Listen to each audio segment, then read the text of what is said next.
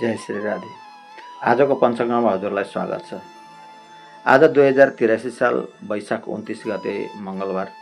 आज दिउँसो 3 बजीसम्म दशमी तिथि अनि त्यस पछाडि एकादशी तिथि प्रारम्भ हुन्छ। आज दक्षिण भारतमा तेलुगु सम्प्रदायले हनुमान जयन्ती मनाउने प्रचलन पनि देखिन्छ। आज 12 मे अन्तर्राष्ट्रिय नर्स दिवस मनाइने गरिन्छ।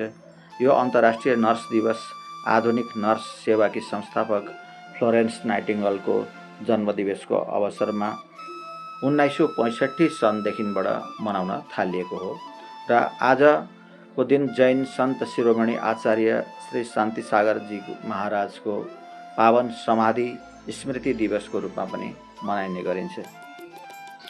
सरहिन्द मुगल शासनकालको एउटा महत्त्वपूर्ण प्रशासनिक केन्द्र थियो।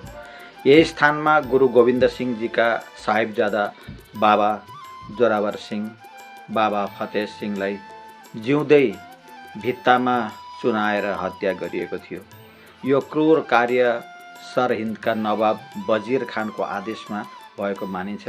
त्यसैले सिख समुदायको लागि सरहिन्द अन्याय र अत्याचारको प्रतीक बनेको थियो।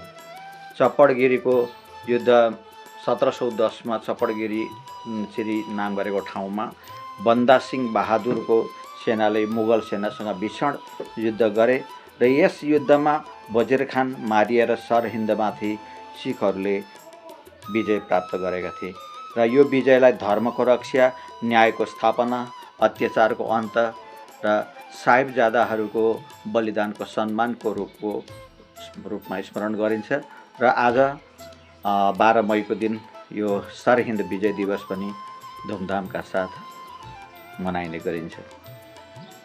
त्यस्तै आज असममा तेस्रो पटकको निम्ति एनडिए भारतीय जनता पार्टीको मन्त्रीमण्डल गठन हुँदैछ र माननीय हिन्दू सम्राट हेमन्त विश्व शर्माजीले मुख्यमन्त्रीको रूपमा आज शपथ ग्रहण गर्दै हुनुहुन्छ र आजको दिन हजुरहरू सबैको शुभ मङ्गलमय बनोस्। यिनै सदिक्षाका साथ जय जय श्री राधे।